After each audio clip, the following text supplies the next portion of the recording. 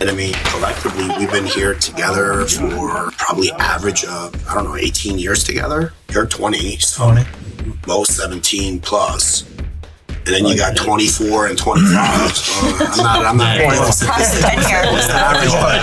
And I automatically called Ollie and the other co-founders. Like, hey, you guys do SharePoint? Guess what the answer was? Absolutely. Google, what is SharePoint? I will never forget when we had the hazmat guys, FBI, we had a film crew circling in a helicopter because we called in an anthrax scare. What? So that one won. I very much want to hear your under this table story. All right, so so let me back up a little bit. Right, I'm Rachel Coble, and I'm Liz Dean. Welcome to Mock It. This podcast interviews industry experts from AI innovators to UX architects to nonprofit leaders and lots of people in between. We explore the back of the napkin ideas that impact the nation, so you don't have to dig for the discoveries yourself. Enjoy and don't forget to like and subscribe. Hello, everyone. We're back for a super special episode of Mock It. MetroStar is celebrating 25 years in business, hence all of the confetti. And we have some very special guests joining us today, quite a lot more than you're used to seeing. We talk to executives at MetroStar and learn about their leadership style, some of their favorite memories, and more. It's a really fun episode. Yeah, this is a great episode to catch up with the Mock It crew, and I hope you like, subscribe, and watch. Let's get into it. Yeah. Liz is up first with the first question. And I think it's it's a good question. It's a big one. It's a little bit of a softball, but at a fast pitch softball question. I don't know anything about softball. That's all I know about softball. So there won't be a lot of sports references coming from us. Maybe Taylor Swift, but not sports. Oh, no. So daughters will be happy. Yeah, exactly. Some daughters. So each of you have a different role at MetroStar. Can you share what your role is? And then within your role, what is the definition of leadership? And what does that mean to you? Sure, I could start. My role is the CIO at MetroStar. My definition of leadership is not so much like a title or a position, but like an opportunity to set a standard, right, on how we go about doing things. And, getting your hands dirty. It's part of being a leader and showing people, hopefully, a side of them that they haven't seen, right? Because when you show them a side that they haven't seen, it just inspires them just to do amazing things. So just trying to learn from the team, trying to help them grow and trying to see them become them. That's a great answer. A collaborative experience. It is. We bring young people and, we were all there at one point, right? We didn't know things. We're excited, and then just helping them find those sides of them that they don't see just yet. It's amazing. I've been on calls with you, and you definitely do that. Oh, okay. Well, just trying to help people. I was there too. And it's good to see people grow. He was like that 25 years ago too. So he was a lot more mature than we were 25 years ago. When you have, kids, you have to. It happens, yeah. Yeah. That was your rule, right? Number one rule, right? Get my paycheck. And you guys party. Were you the first to have kids out of the group? Yeah. When I joined MetroStar, my son was a week. Whoa. And he's been an intern at MetroStar now, right? Yeah. It's crazy. He was full a week. circle. He was the first person that attended. Now. Yeah, that too. He's been through a lot, He's been through a lot. It's just, it was a week, so we had our picnic, and we brought him in, and I still have pictures of that, and just seeing that, right? It's like he didn't know anything, and now was it Jefferson Park or something?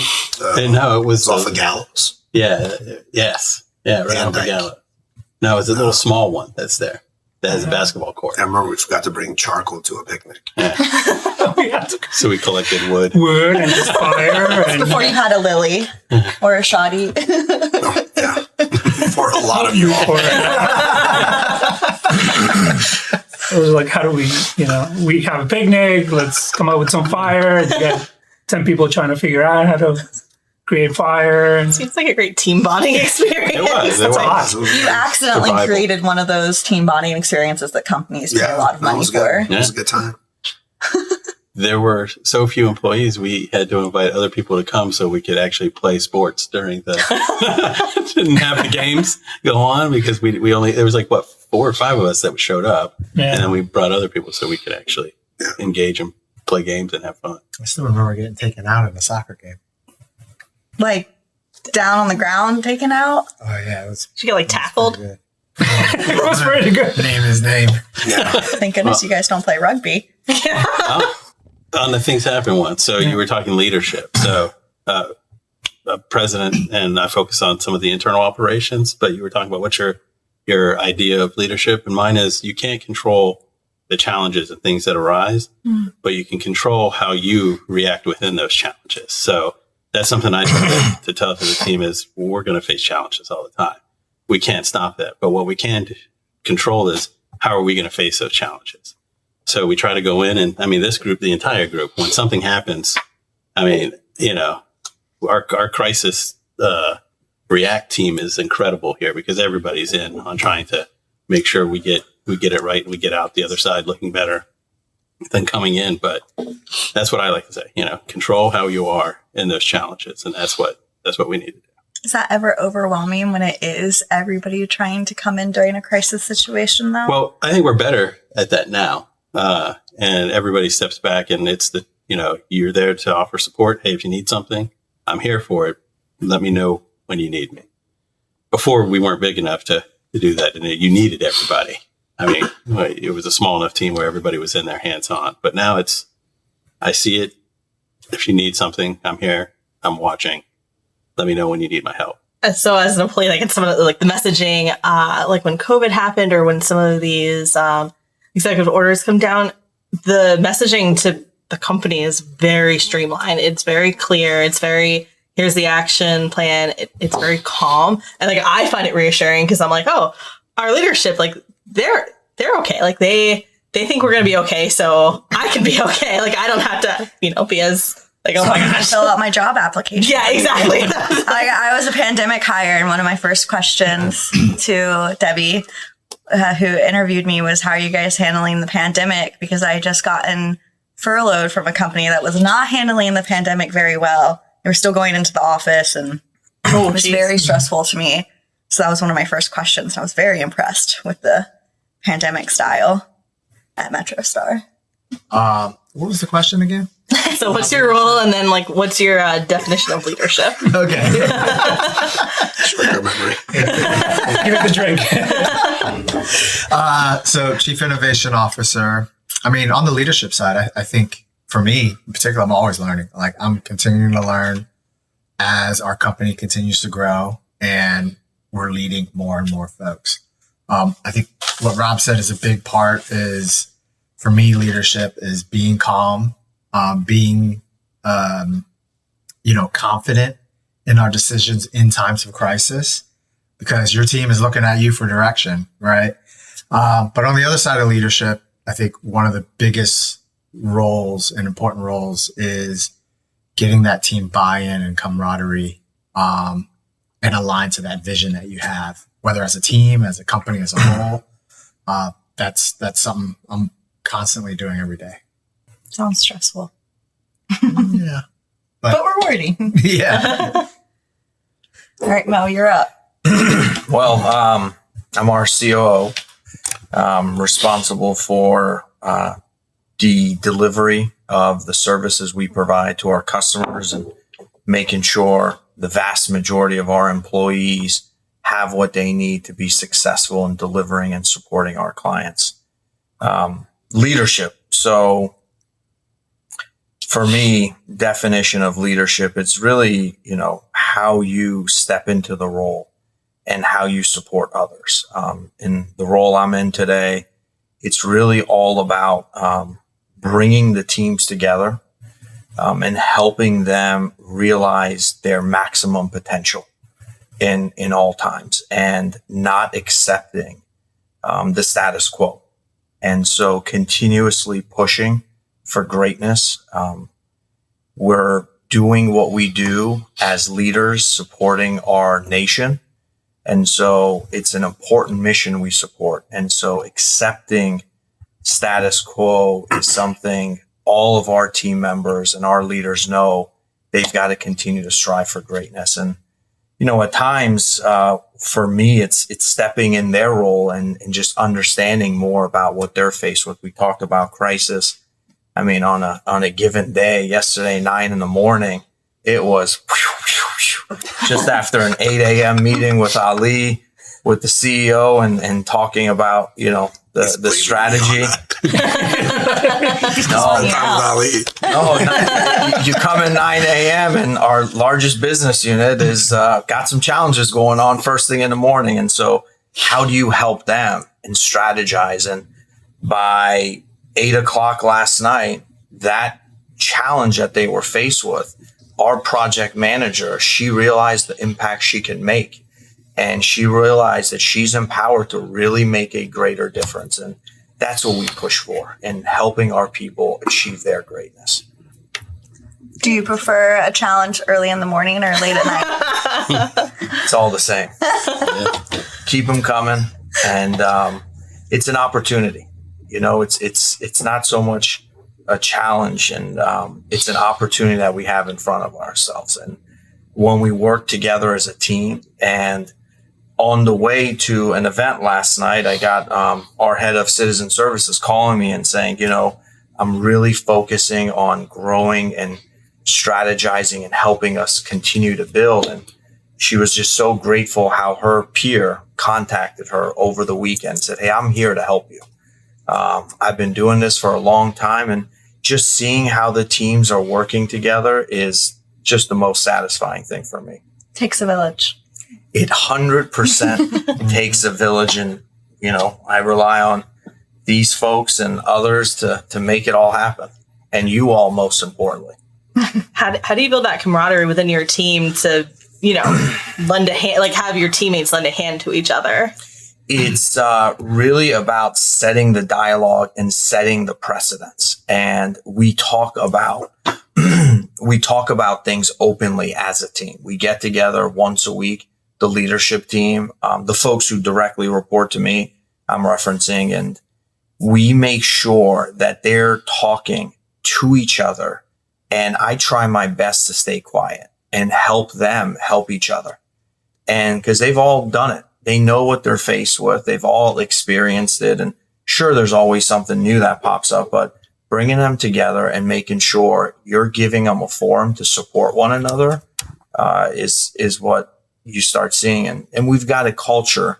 The foundation of our culture is built upon helping, supporting, and really being there for one another. I think crisis brings people together too. Like, you're in the trenches together. I think that's why we work so close over the years.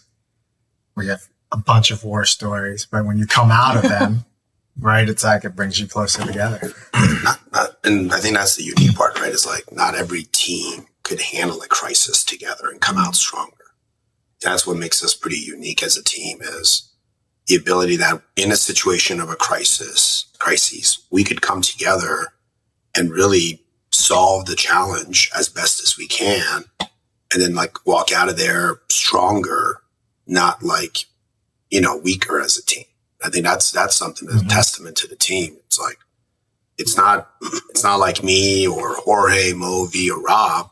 It's just somehow, like, in a way, the universe brought this core team together, and others that are not around this table with us today, that every day, like Mo said, it's, you feel like it's calm, right? But there's a storm coming, right? The calmness before the storm is how prepared you are to be able to handle it. But I think that's a testament to these folks here. I think it's a level of trust too. So with a team that's been together, you build a certain level of trust where if V has something to do, it's going to get done. Mm-hmm. And what Mo went back to is empowering those leaders also. There's a certain level of trust that you build with them, and they feel that they're trusted to make these decisions, and that you're there to support them in that decision. So they're more comfortable to do so. So building that trust with them helps bring it together as well. So that you're okay.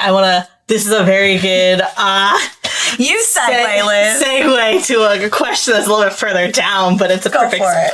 So this question is directed Rob and Ollie, but I think it segues perfectly to the group at hand. So there is an American academic who cited 10% of co-founders and partners break up within the first year. How have you been able to maintain your relationship and then the relationship of everyone at the table for 25 years? I mean, you guys have just, crushed that statistic. Yeah, I mean, I think, there's another co-founder that's not here, which is still a very good friend. And it does happen. You're right. It's a marriage, right? And I think that pillow in bed is for, tears and laughter, and you have to know how to balance that. And I think over the years where the challenge becomes is management of kind of, how do I say this, of roles and responsibility and how you could scale as an individual as the organization grows, right? And I think that's kind of back to, I think where my role as a leader is being aware of what is evolving within MetroStar, because it's a living organism, right? It's 25 years ago where we were, 5 years ago where we were, last year where we are to today. And I think when a group of individuals could accept their role and their position on the team, it's no different than a sports team, right? You could be rooting for me, but you really want my position. Like, go score a touchdown, but I really want that position. But are you willing to put in that type of hard work to be able to actually earn that position? Are you able to build a trust within your team to do that? So I think maybe I haven't read that paper you're referencing, but I think in partnerships, there's challenges there. But I think if the core group of individuals could evolve and adapt in their specific roles, I think it's interesting to ask everybody what your first role was when you came into the company. My business card was actually director of marketing. Wow. Because at the beginning, I did not feel like I put myself as a CEO, and I was like hesitant on it. So I was like, hey, I'll do the marketing side. Rob was sales. Yeah. So from that side, it's like, again, it wasn't, we were co-founders who were comfortable, but I was like, hey, I know how to best promote the company, and that's what I want to do. And I felt comfortable in that role. And over the years, I was like, well, no, I'm comfortable leading a team. Right. And, I think it's a big challenge, right? It's, I think Rob and I have had our differences over the years.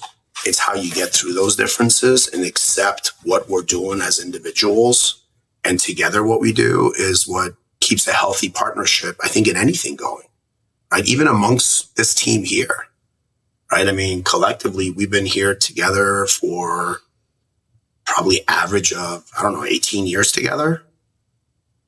You're 20, so most 17 plus. And then you got 24 and 25. So I'm not Across the 10 here. Over 21. I'm a writer. Please don't ask me to do math right now. 21 years this group right here has been together. I think that's a testament to all of them, all of us together, right? Yeah. Very impressive. Is there a personal philosophy or mantra that has guided you throughout your tenure at MetroStar? Could be for anyone as well. Mine is it's just you got to love everything that comes your way. So you have to love it all.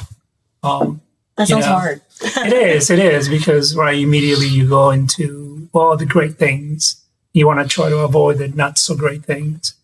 But for me, it's been like focus on that, the not so great things, the things that are negative, because when you do that, you actually find some gems there, right? If you put the work, and it's tough, because we want everything to go right for everyone. But when you focus on the not so good things and you work through that, and it's hard work, right? You find some amazing things that contribute to that positive thing that we all want to have in life. So, when things go wrong, there's a reason behind it, right? When someone wants to leave, there's a reason behind it. It's like we're on a journey, and, sometimes we're going to temporarily be working together, and at some point you're probably going to choose to leave, and that's okay too. It's part of everyone's growth. So for me, it's just I have to love it all, especially the parts that I may not enjoy, because if I do the hard work, I'll find something in there. So Very glass half full. I love it. I think for me, if you get knocked down, get back up. I think that's my mantra, right? Or, you can lose the battle, but not the war. Like, you're always going to have challenges, but as long as you have your team members and you motivate them as leaders to get back up, because there's still a lot more to do. You can't try to dwell on the downtimes too much. Can have full. I like that. I feel like that's just a good life philosophy, not just for work. Work kind of becomes life sometimes. It's like there's no line at some point. It's kind of hard, to be like, oh, just purely work, purely home. And at this point, you guys are truly friends. You've been together for so long, it almost feels like family. So that has to even blend the lines a little bit more. My wife, it's, she's a constant reminder. It's like, oh, so you're talking to your other wife. So whenever Ali calls me, it's like, oh, your other wife is calling you. Pretty handsome. Very nice work wife. And if anything, I appreciate her opening that, right? It's like, I know that we have family time, but sometimes it blends and it's okay. And at some point it's more, I try not to call it work. It's just part of what I do, mm-hmm. And that's great because I see people that, have to go to work. Oh, I gotta get out. Right. And I don't want to be there. Right. If that's the energy that I bring in, do I really want to be there? I'm lucky that I don't have to do that. And I just, come and do fun stuff with fun people. Oh. I mean, just the same thing. You can only control what you can control. You can't control what happens around you, whether it's at the micro level. It's just control what you can control and work on that. And that's where you spend your time focusing. Do you think having families has helped you with work-life balance even more than maybe at the start? Or has it made your lives just blow it up? Very more hustle. Yeah, you learn to balance it, right? I mean, you got to balance it. I think it's given me more empathy since when I was younger. Yeah. Oh, that's for sure. Like if someone needs to be late because they're dropping their kid off, or no, kids. Why? Yeah, there's a lot there, but realizing, people have just things going on in their lives. Like when you're young, you don't have that much, it's like, you go to work, grind it out. What are you talking about? You got to take a day off. Right? Like, what? No, but having a family, I think, has helped me on that piece. It's nice to hear. I don't think there could be a more family-friendly group to work with. Like, I got married right before I started at MetroStar. So I've literally grown my family. And then now my baby, toddler, he's still my baby. He's 2. But everyone has been out of their way, empathetic, nice, kind, understanding, everything that you could be, that you strive for, that people talk about of family life balance. People really mean it here. Everyone's so understanding. So the culture that has it's top down. So thank you for creating that. I really appreciate that. And I'm very, very grateful. Me too. I'm not worried about maternity leave at all.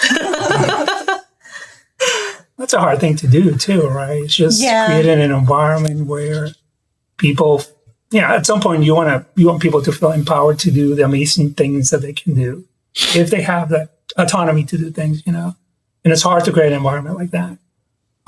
So it doesn't happen by magic. It's a lot of people that are not here, right, that contributed to that. Yes, absolutely. So what originally, this question might be for a few of you, or all of you could answer, but what originally drew you to MetroStar, and how have your perceptions changed? This is your brainchild, so I don't know if you two want to answer it, but Yeah, mine was unemployment. I worked for a different company out of school. And when I was on that project, we needed a position, someone who does SharePoint. And this is when SharePoint was just coming out. 2 years old or something. Yeah, not even. And I automatically called Ali and the other co-founder. Was like, hey, you guys do SharePoint? Guess what the answer was? Absolutely. Google, what is SharePoint? So we actually got him as a sub to this company. So So did you guys know each other before you came on board? Yeah. Yeah. College. You went to JMU too? G. I think she's in marketing right there. I just made a crossword puzzle for us where it was GMU too. Oh, G. G. No, it was G. It was a G. We won't hold that against you, Rachel. Yeah. You can. It's okay. We will. There is a JMU in Virginia, though, right? Yes. Okay. So yeah, I mean, I think got him a subcontract while I was at this company, and there it was like, Ali, why don't you just come join us? And that was that. Nice. What made you want to join, Will?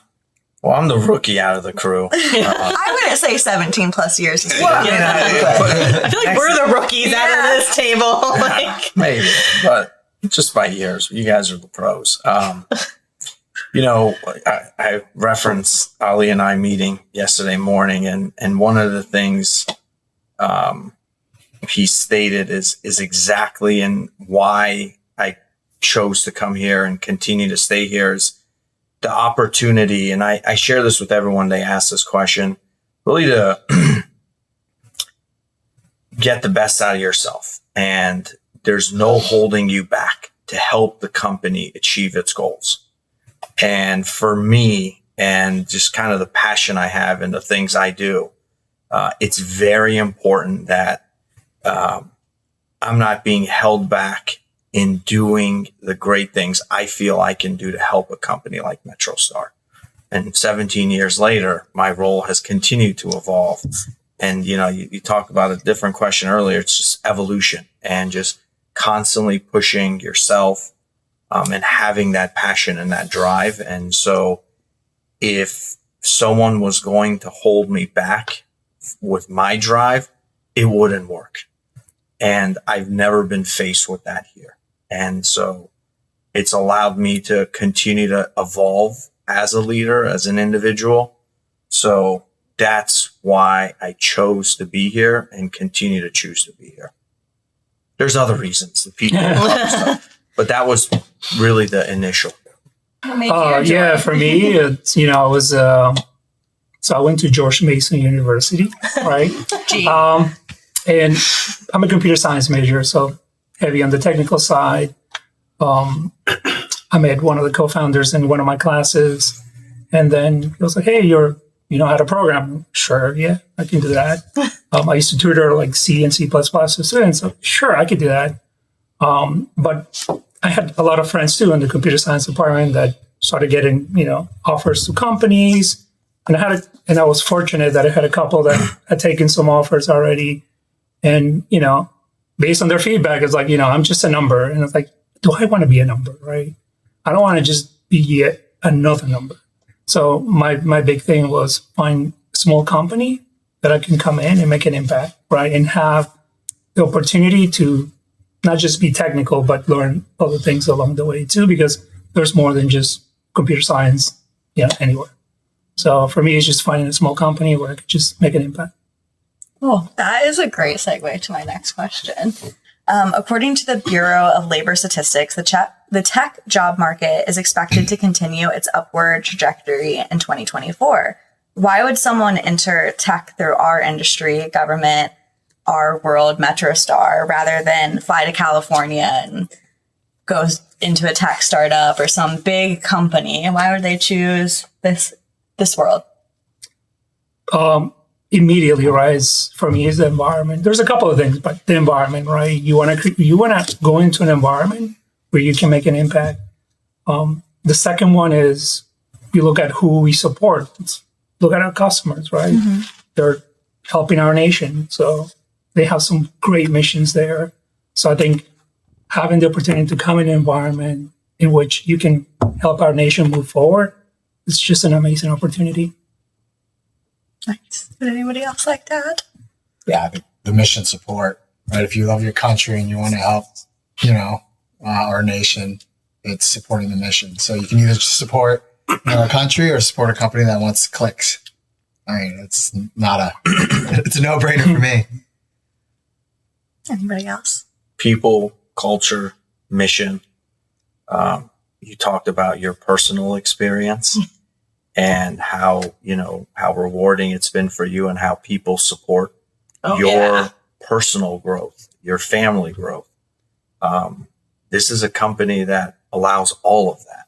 And we talked about the mission. So why wouldn't you want to choose here? And if there's a reason you think it's some better opportunity, hey, there's many people who value the great things we do here, great things we offer our people, and the great mission we support. I love that. And you're very mission focused on your work now. Oh yeah, it's been going on a DoD project is it's been really eye opening and just makes me really appreciative of fighting for the country work. I mean, it's these people allow me to have the life that I have, and the safety, the security. So it's been really rewarding, but in a way I wasn't expecting to have, just like from personally getting to know everyone, the vets, the current military service people. So yeah. I also think, something that Mo said when we were first starting to grow, we had the opportunity to travel and go down to, I went to Albany, Georgia. It's the Paris of Georgia, right? Yeah. But when we went down there, the thing that's different, and Mo's been out and saw all of his sites that he's been to out to Arizona. One of the things that they said is the leadership of the company for the contract that we wanted to take over, they didn't see him for 3 years. Wow. And we were the first ones to come down there and see it. Not only that, some of them were maybe hourly positions or everything, and we offered benefits to everybody. And they were like, we never got benefits, and they needed it. And I was hugged by one of the guys because his wife was going through something, and because we were able to provide the benefits, he was like, I will always support MetroStar, and I will be, a great champion for you down here. Thank you for what you guys have done. Oh. So, but it's true. Companies don't go see their people. And I think that's one thing that, we did is, and Mo continues to do, and we continue to do is go visit the sites and create those relationships. That's wonderful. Where's a recent place that you visited? 2 weeks ago, Arizona. Tomorrow, Boston. So you name it. Just give me a call. You're eating those freaking fire. I'll be there. I'll be there. We'll all be there. Our teams will be there. We've got leaders who oversee all these business units, and they know, and they'll be there whenever our team needs us. And we constantly encourage, when's the next event? When's the next team building function? And we promote all our folks to go and attend and be a part of it. Love it. You got to get out. You got to be there for that. Yeah. It's very important. Those are like, you kind of think about what Rob's talking about, like the competition. You're like, these are the simple things companies could do. I'm not trying to make this like a lesson for our competition, but you're not doing the simple things. So what are you doing with the hard things? Right. So like the simple things are to be present. Right. And the hard things is what we try to focus on. Simple ones are easy. Go and be present for your team and, provide the same type of culture that we have typically historically in the national capital region. We had a strategy to expand in the Midwest. Mm-hmm. And now we have over probably 115 people based on a strategy of expanding into the Midwest between Indianapolis and Kansas City, right? Before the pandemic, we were in maybe 5 states. We're in over 31 states now. So for us, it's also the opportunity of like, how do we take the culture and the mission of what we're doing and expand it? These are the simple things are to be present that, we still have to make time to do, right? It's there are challenges that make time for it. And this team does it. And then there's the hard things, right? It's like, now how do you keep this culture intact? And that's the hard one. There's no secret sauce to it, right? It's a lot more hard work that we have to do to keep the culture headed in the right direction. So. Speaking of culture, can you go a little bit into why the acronym THINK is so important to you? That was, when we first started thinking about, how do we take the culture we have and turn it into a culture guide, right? Into a playbook. And we had come up with core values, behaviors, and it was great. But like when you ask someone can you share some of the culture values. There were a lot. There were a lot. It's like, I think when I first took a shot at it, it was like 20, and then Debbie turned it into 14. And then we were like, we got to have a better way that we could brand it and bring it together. So we kind of took the behaviors and the values and we kind of aligned it, and we're like, well, there's trust, right? There's humility. There's imagination. There's our rule together as a team of no surprises. And then there's this kindness piece, because we are not a toe-stepping type of culture, right? And, I got to give credit to Debbie for like, hey, aligning it to think. And, it kind of encompassed everything into specific details. So like, okay, we don't have curiosity anymore, but curiosity, imagination. Hand in hand. Yeah. Hand, right? It's like it's very well aligned. And then in the definitions, when we kind of talk, we brought all those behaviors and stories to provide why imagination. Imagination is about being curious, right? Which is really, I think, a reflection of this team and others, right? Is to be curious of what could we do with market? What could we do with civies and marketing, right? And that kind of became like, okay, now we put think out. Everybody could think about think, right? Yeah. So it turned out really nice. Love that. We love a good acronym in this industry. Yes. And I love Especially that. DOD. Oh my God. Yeah. I feel for you, Liz. It's been a learning curve. Did you have to print things out and like, I would have to highlight things? I have a cheat sheet that I keep as a, like a notepad sheet of just like, what does this mean? Like, Acronyms.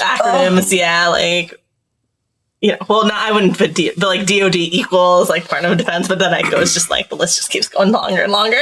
Yeah, to make you feel better, one of my first meetings with the government, because when we first started, we were trying to build a software. Mm-hmm. It was search engine, then software, because the search engine, we had built a software to help automate a lot of the automation of like forms and everything we were doing with the search engine.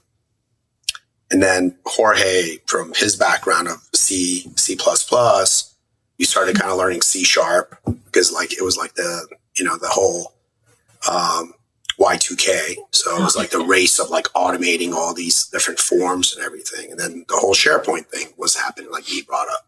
So I was supposed to go to a meeting with one of this prime contractor to go meet the Don CIO.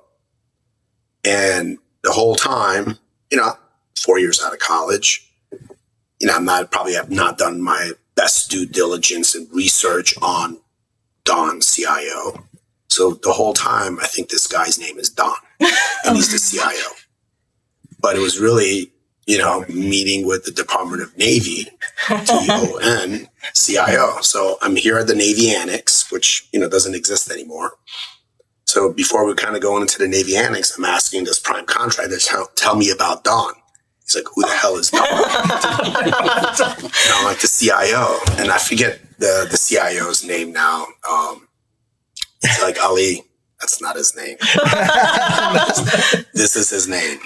This is the Department of Navy. Check. So you got a lot of that. That's like a simple one, right? But it was like an entryway of us getting into the government. It's like, you're going to learn a lot of acronyms. That's like preschool acronyms. Sure. That makes me feel a lot better, actually, because my first year at MetroStar was rough with all that. There's a lot. And sometimes they're not spelled the way, like someone will say something on a call, and you try to write it out, and it's not what you think it is. I'm like phonetically trying to catch things, and then I'm like, "Oh, this is not wrong. This is There's not a right." lot of side Googling happening. Yes. My favorite one is McAwesome. I like that one. You just got to ask. Yeah. Don't be afraid to ask. I've started to ask. You have to ask. There's nothing wrong with it. That first year's scary to ask. You are, but and then they're like, well, I'm not really sure what it actually is. That's the response. They're like, be curious. They don't know. They just keep using it. Yeah. Be curious. I love that you shared that, because I wanted to ask you guys if you could share a memorable moment from your early years that has influenced your approach to work. I feel like that is very good. But I'll stick with that one. I very much want to hear your under this table story. All right. So this tape. yeah. So let me back up a little bit, right? So SharePoint, we mentioned SharePoint. So I didn't know what SharePoint was, and we had a need for a customer. Hey, we need to build something on SharePoint. So there were myself and another engineer. We had to spend so much time just researching what is SharePoint, look at forums, and this is way before like Google that was like common, right? So we just have to actually pull up a book and read through things, look at forums, and experiment, right? It's like, how do we do this thing in SharePoint? How do we put a solution together? So with the other engineer, we're like working through this, and we had deadlines, so we just got to make sure we get through it, right? So what we ended up doing is just spending a lot of time in the office, and eventually we had to go to sleep. So we ended up taking shifts where he could. No, but you guys had everything built on the table too. Yeah, we were doing the testing. We had an actual desktop and a monitor, and it was everything in here, pretty much, in this table. So as we were researching and experimenting and breaking things up, we had to take a shift, and I would go under this specific table, right under here, and just sleep for a couple of hours, and then wake up, and then he needed to go to sleep too. So we would have like 5-10 minutes where we just debrief quickly on what he was able to find out, and just continue right through like, I think it was like 2 weeks where we logged a lot of hours. And it was, for me, it wasn't so much about the time spent. Thankfully he was single, my wife was on board, right? But it was about the, him and I kind of got to know each other a little bit better. Very well. Yeah. And we learned, right, how to persevere, because, we could easily be like, no, I just got to go. I got things to do, right? But it was, hey, we are doing this for a customer. They have an important mission. This is important. We're technical guys. We can get through this, right? Even though we just don't know anything, but we'll run through it. So every time I see this table, it reminds me of that time that we spent time sleeping right under here. No, we can never get rid of this. It's still around. Look at it. That's why Derek kept it. Yeah. I mean, it's a solid table. It is. It was literally like good. Some people may want to avoid that experience, but it was a great experience for us, right? To get through things and learn something that we didn't know. And because of that, right, we were able to build more and more things in SharePoint and grow as an organization. Your imagination was at work. A way to bring that back. Every time I see this table, it reminds me of that. Reminds me of your knees. Yes. Good. Feel it. It lasts. If you just think like pure memory, not necessarily work or anything, I will never forget when we had the hazmat guys, FBI. We had a film crew circling in a helicopter because we called in an anthrax scare. What? So was this when anthrax was getting sent to a lot of people? So this is pure, once again, not too long out of college. We get an envelope. And I'm like, Ali, I was like, this is addressed to. Bro, I had the envelope first. No. You were by the door. He wanted to open it, and he's like, by the door. Yeah. You gonna do it? Well, he said, I'm not going to do it. You have to at least stay here. I was like, I'm going to stay by the door. So I went over by the door and I'm watching, and we told everybody else, lock down the doors. And then everybody's sticking their heads out and looking. I'm yelling at him, keep your door shut, And I'm like, and he opens it, and as soon as he opens it, dust and stuff just whoosh in the air. And I looked right at him. I was just like, oh, I just go. Yeah. He held his breath. So we called it in, and we had the police, the fire department, the FBI. We had helicopters in the air, and we had guys walking in full hazmat suits. I've never seen, coming. I can't believe I didn't know he's this coming story. in walking through this, and they pulled us out and separated us because we were the ones in the room when it was open. He was right in front of it. No one was able. University Drive got locked down. Yeah. We weren't allowed to leave. Yeah. No one was allowed to leave. And then they got and then finally they found out it was cornstarch. It wasn't anything. And there's a whole story behind that, but it wasn't anthrax. It was cornstarch. But just to watch, when he opened it, he went zick, and the cloud just puffed up. And I was just like, oh. So someone did mean to send it to scare you. Yeah. What's there was a little backstory of how this occurred? It was cornstarch, and there was a counterfeit bill. No, but it was addressed to who? It was one of our advisory board members. Yeah. Yeah. It was a scary moment. That's a good one. That was a good one. But then afterwards, we all Were had you a at the very office good too laugh. that day? Mm-hmm. Yeah. You were probably on site. I was on site. I remember we got the call. You won't believe what happened. I'm like, well, I'm glad I'm here. Once it happens, they're sticking their heads out. And, Don't open any envelopes. They're trying to like stay in your rooms. And when you said that, like what we ended up That's doing good. is like opening the windows. Yeah. So everybody would open the windows. It's like, hey, what's happening? Everyone was like, I don't know. Why is Rob yelling? And we're like sticking our heads out the window. At least turning purple and itching. I can't imagine the conversation that happened if Teams was a thing. Then. That is so scary. It was. I don't know how anyone else is going to beat that story. That's a good one, man. Yeah. That Trying is to forget imprinted those in my. things. I'll never forget that. It's like that's how And then we looked a up. cherry line could have ended. We're like, I don't know. I would feel kind of flattered if someone sent me cornstarch. I'd be like, oh, they wanted to scare me. You are very different people. not during an anthrax scare. You know, that's a different. Definitely It's like I've been through worse in West Virginia. That is not true. Does anybody have That's a a lot of memorable story? stories. A lot of them are proposal based. For Those are me, good ones. yeah, when you're overnight. What was your big first proposal? I don't know. First, I don't know. But I mean, the times when we had to print out the proposals and hand deliver them, Oh, there was one the three of us had. that was always a doozy. Trying to figure out that figure two that wouldn't work. Oh, So yeah, you're watching the Lying sun down come. the toll It's road. like let's 9 just say a.m. 10 a.m., 9 a.m. You're watching the sun come up and you're just printing.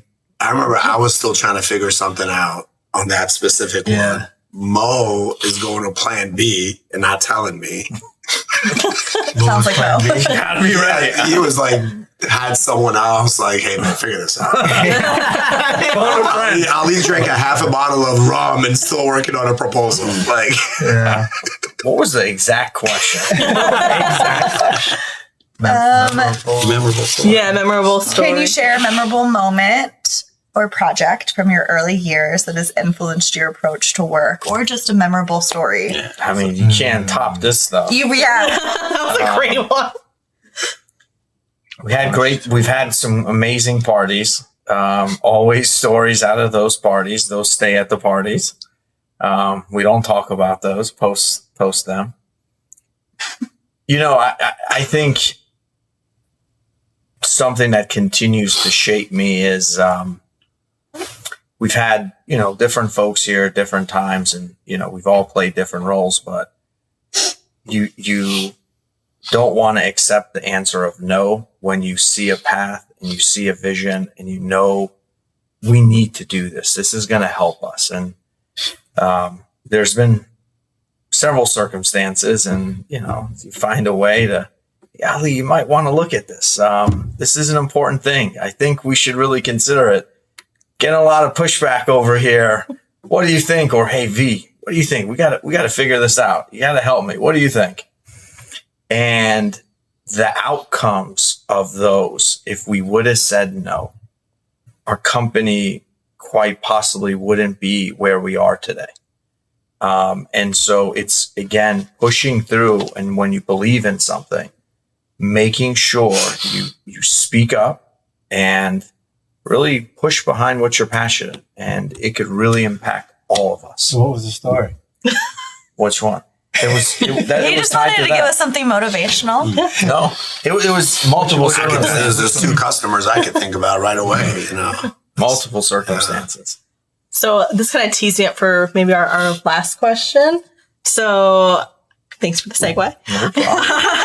Over the last 25 years, individually and as an organization, there have been a lot of ebbs and flows, both with customers as well as personnel transitioning and coming on board and stuff like that.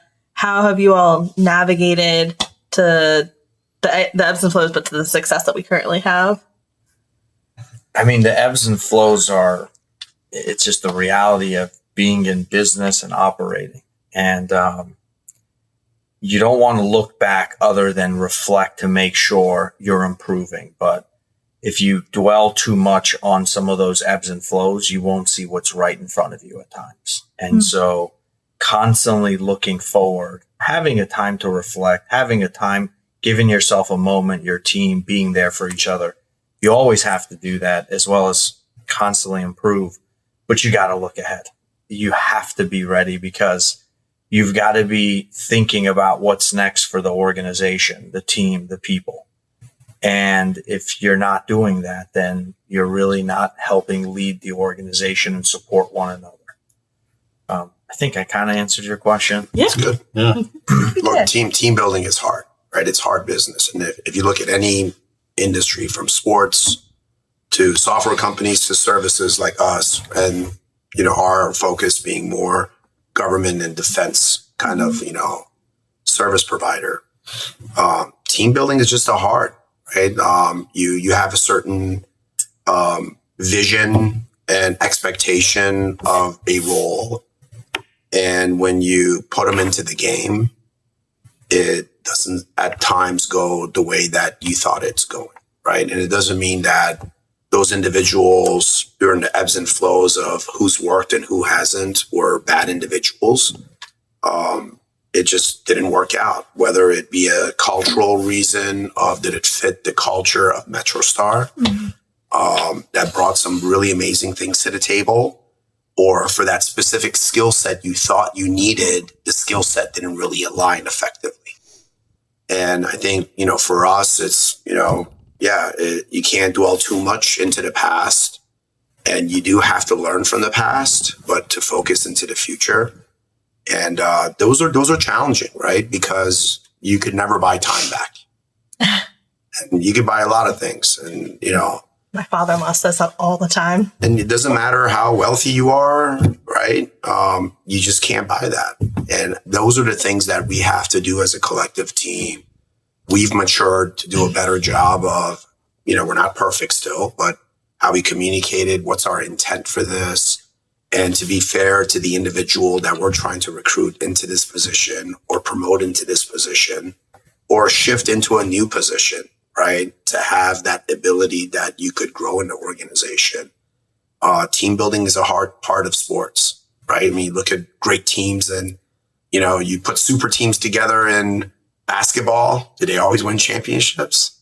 They don't. They really don't. So, those are the ebbs and flows of how we've kind of been able to handle it and be able to still have, you know, we may have been together for a long time, but there's new blood in this organization, right? At various levels, from our side, right, to our second tier teams, all the way down to, you know, people that are leading people on a daily basis on the delivery side of the house, right, or the innovation side of the house. V leads an organization that most of them, many of them, are all new to the organization, right? I mean, what's the oldest, like, tenure on your team? 3 years, maybe 4 years? Johnny Bowder's been here for a while. Johnny's been there. Johnny was a Jason. promoted into that position. Jason's been here. Yeah, Jason's been here a long time. Jason's been here over a decade. Longer than Johnny? No, Johnny's been Johnny's Fairfax office. So Yeah, Johnny's been here longer. Yeah, he just John's had a gap. Yeah. But I'll give it to him if he's listening.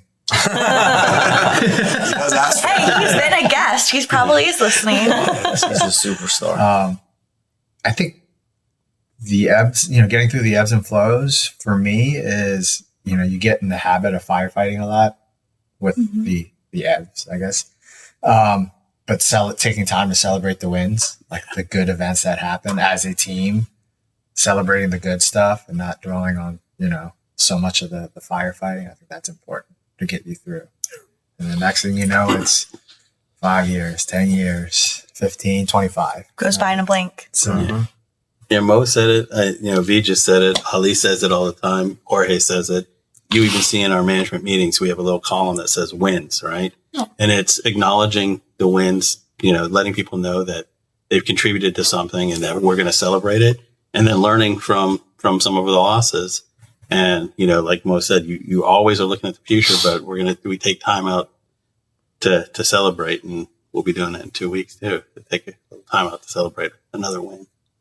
Well, I'm excited that we are celebrating 25 years of MetroStar.